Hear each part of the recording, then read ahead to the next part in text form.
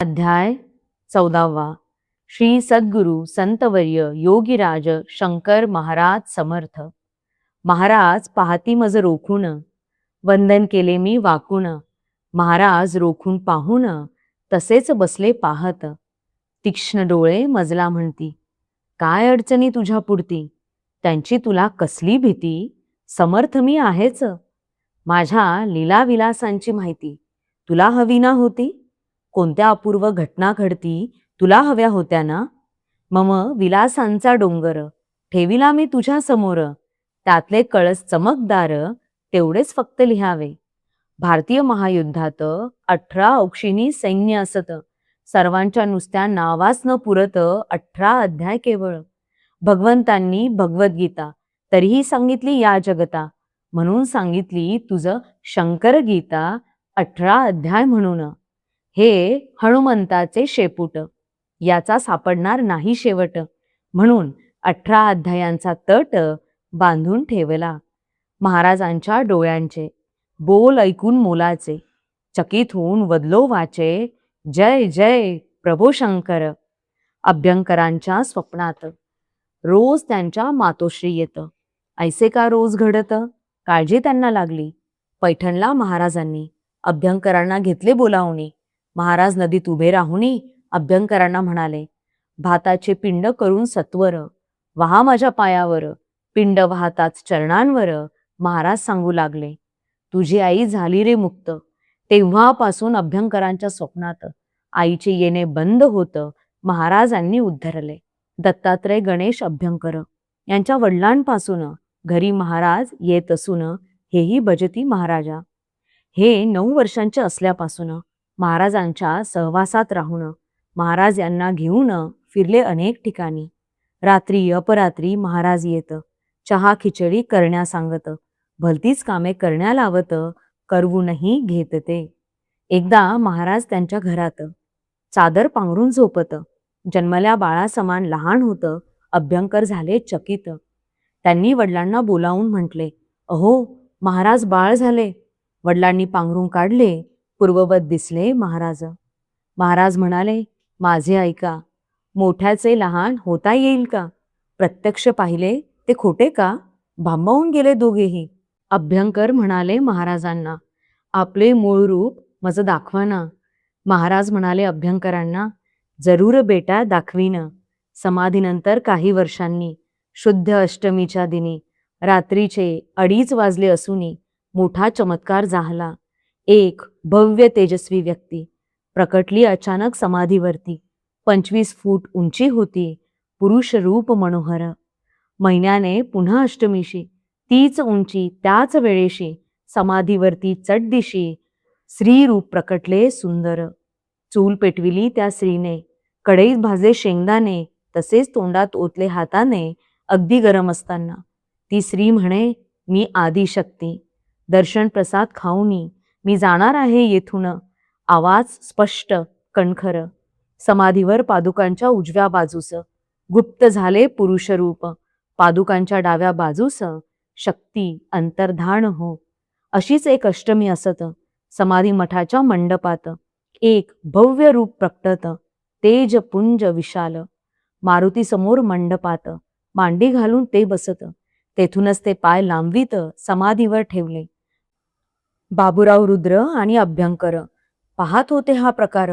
तेवढ्यात बाब्या ऐसा पुकार त्या पुरुषाने केलाच. बाबूराव आवाज ओळखत. महाराज आपणास बाब्याच म्हणत. त्या पुरुषाने एका हातात धरले बाबूरावांना. लांबवून दुसऱ्या हातास धरले अभ्यंकरास.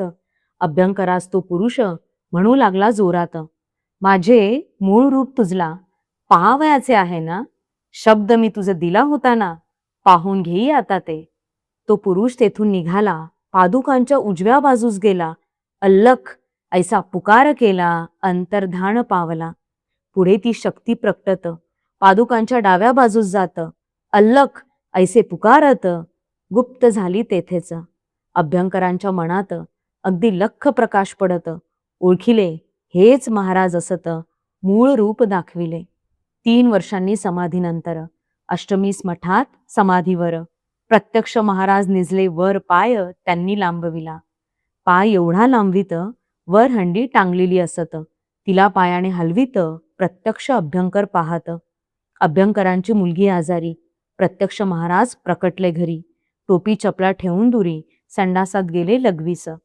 टोपी चपला अभ्यंकरांनी ठेविल्या पेटीत लपवुनी. बराच वेळ झाला म्हणून संडास त्यांनी उघडला.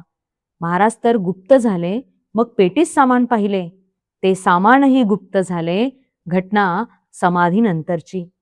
एकदा अभ्यंकरांच्या घरात मी त्यांच्याशी होतो बोलत. त्यांच्या डोक्यावर मजला दिसत 2 पावले तेजस्वी. अभ्यंकरांना मी म्हटले, महाराजांची चरण कमले, तुमच्या डोक्यावर भाग्य भले, अभ्यंकर बदले यावर. मी महाराजांसंगे खेळत, माझ्या डोक्यावर ते पाय ठेवत. नेहमीच ऐसे असे घडत, त्याचाच परिणाम हा असत. महाराज एकदा सांगते, शिष्याच्या मस्तकावरती गुरूंची ती पावले असती, गुरुप्रसाद असे हा. भस्मे आणि अभ्यंकर या दोघांच्या मस्तकावर महाराजांची पावले सुंदर मी आहेत पाहिली. अक्कलकोट स्वामी समर्थांचा. घरी फोटो लावासा महाराजांनी आदेश दिला अभ्यंकरांना एकदा. अभ्यंकर म्हणाले, महाराज असं तुम्ही जेव्हा फोटो द्याल तेव्हाच मी तो लावणार, अन्यथा लावणार नाहीच. बेळगावच्या गंधे महाराजांना हगवण लागली, गुण येईना. गंधे म्हणाले सर्वांना, आता उपाय एकच, महाराजांच्या समाधी मठात नेऊन सोडा माझं सांप्रत. काय भावयाचे ते हो तेथ आले समाधी मठात. जणू अक्कलकोट स्वामी महाराज असे दिसत गंधे महाराज. त्यांची हगवण सुशुषा कामकाज अभ्यंकर होते करीत. नगरहून एक शेतकरी आला, तो अगदी दिसावयाला शंकर महाराजांसारखा भला. शेतकरी सांगू लागला, माझ्या भावाला मुलगा झाला, त्याने नवस होता केला, मुलगा झाल्यावर समाधीला दर्शनासी येण्याचा. याप्रमाणे बैलगाडीतून भाऊ मुलास घेऊन येत आहे मागाहून, पुढे दर्शना मी आलो. तो शेतकरी आल्यावर गंध्यांची हगवण पळाली पार, बरे वाटू लागले फार, प्रकृती त्यांची सुधारली. शेतकरी अभ्यंकरास त्यांचा पूर्ववृत्तांत सांगत. अभ्यंकर अगदी थक्क होत, ठाऊक त्यांना हे कसे. शेतकरी म्हणाला गंधे यांना, सांगू नका कोणास, मी कोण, आणखी खास. शेतकऱ्याने सांगितले. भाऊ येत नाही म्हणून शेतकरी गेला निघून. गंधे अभ्यंकरांना बोलावून विचारती, कोण हा शेतकरी. हेच शंकर महाराज असत. ऐकता अभ्यंकर झाले चकित. गंधे अभ्यंकरांच्या घरी येत, डबा नैवेद्याचा घेतला. दोघे समाधी मठात येत. गंधे नैवेद्य दाखवित, अभ्यंकरांना एक फोटो देत, अक्कलकोट स्वामींचा. गंधे म्हणाले अभ्यंकरांना, महाराजांनी सांगितले मजला, अक्कलकोट स्वामींचा फोटो तुझला द्यावा म्हणून दिला हा. अभ्यंकर फोटो असता पाहत, महाराज असता जे घडत, संपूर्ण सारे आठवत, धन्यता त्यांना वाटली. आज अभ्यंकरांच्या स्ववास्तूत अक्कलकोट स्वामींचा फोटो असत. शंकर महाराजांचाही शोभत दिव्य फोटो मोहक. एकदा महाराज होते बसलेले, दर्शनास लोक जमलेले. एक हरिजन गृहस्थ तेथे आले प्रसादाच्या आशेने. दर्शनास तर गर्दी असत, महाराज सर्वांस प्रसाद देत. हरिजन दूर उभा राहून चिंता, प्रसाद मिळेल का. तेथूनच महाराजांनी आपला हात लांब करूनी, हा घे प्रसाद असे म्हणून दिला प्रसाद हरिजना. पुढे काही वर्षांनी अगदी त्याच ठिकाणी महाराजांची समाधी होऊन कैक प्रसंग असेही. सयाजीराव गायकवाड यांना बडोद्याच्या गादीवर महाराजांनी बसविले स्वकर वैभवशाली थाटात. बडोद्याच्या राजवाड्यात महाराजांचा पुतळा असत. अत्यंत प्रेक्षणीय शोभत भव्य फोटो तसाच. महाराज नेहमी हिमालयात मुद्दाम पहा जात असत. अनेक जण तेथे दिसत, समाधी घेऊन बसलेले. 4,000 हजार वर्षांपासून जिवंत समाधी घेऊन बसले आहेत कित्येक जण, दाढी जमिनीपर्यंत. कित्येकांच्या भुवयांचे केस जमिनीपर्यंत लांबत. अशांची दाढी महाराज हलवीत, पाहात समाधी खरी खोटी. पुण्याच्या लकडी पुलावरती एक गृहस्थ रोज येऊन बसती. महाराजही तेथे येती, गप्पा मारीत दोघेही.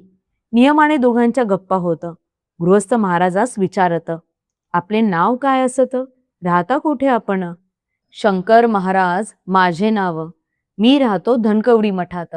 महाराज त्याला सांगत ऐकून त्याने घेतले. पुढे 2 दिवसात महाराज आले नाहीत. चौकशी करण्यास गृहस्थ येत, धनकवडी मठात. शंकर महाराज कोठे असत?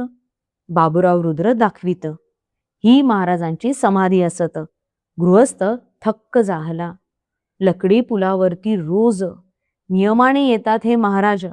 आले नाहीत काल आज, चौकशीस आलो म्हणून. रुद्र त्याला सांगत, समाधी घेऊन 8 वर्षे होत. गृहस्थ झाले चकित, रुद्रही थक्क झाले.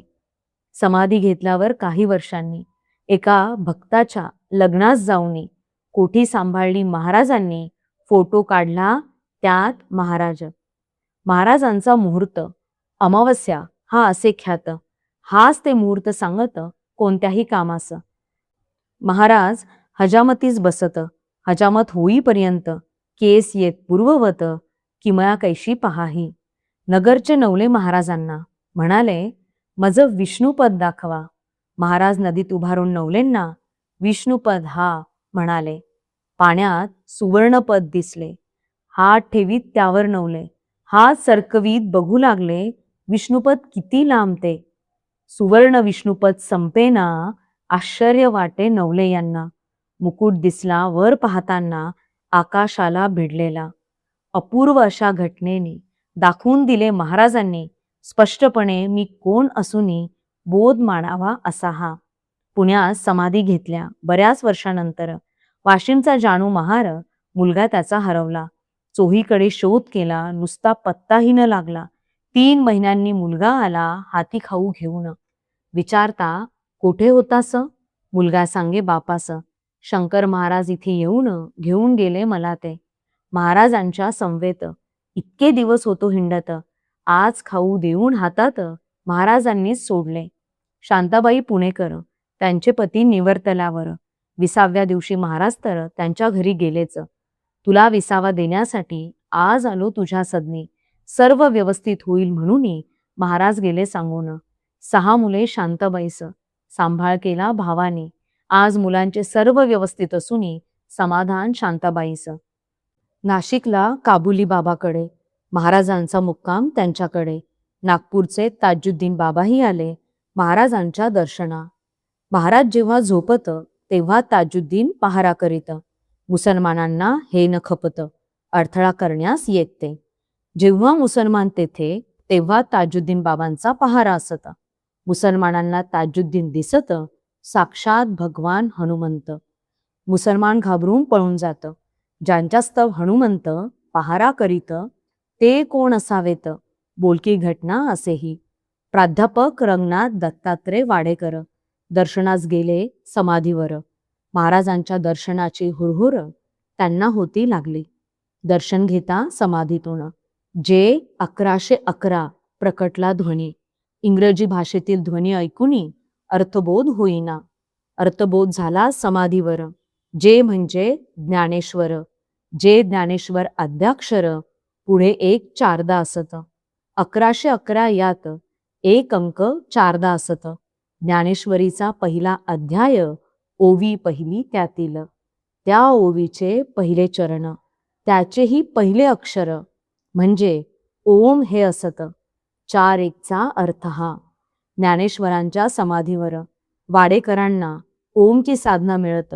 तीच साधना इथेही प्रकटत. आनंद त्यांना जाहला. अक्कलकोट स्वामी समर्थ, माणिक प्रभू, शंकर महाराज, साईबाबा एकत्र फिरत काही वर्षे चौघेही.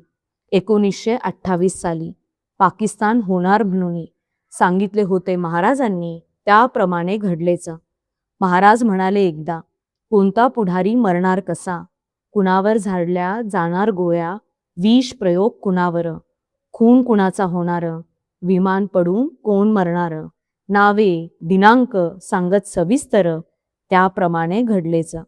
त्या अनामिक पुढाऱ्यांची नावे या पवित्र ग्रंथात कशासी म्हणून तो उल्लेख टाळला असूनही महाराज बोल अचूक. इसवी सन 2000 साली माझा पठ्ठा शिवाजी दिल्लीच्या तख्तावर येणार असूनही महाराजांचे बोल हे पाहून महाराजांची चरण कमले. भक्तीने मी वंदन केले. 14व्या अध्यायाचे संपले. लिखाण या ठिकाणी संतवर्य योगीराज सद्गुरु राजाधिराज श्री शंकर महाराज की जय. ओम नमः शिवाय. ओम नमः शिवाय. ओम नमः शिवाय.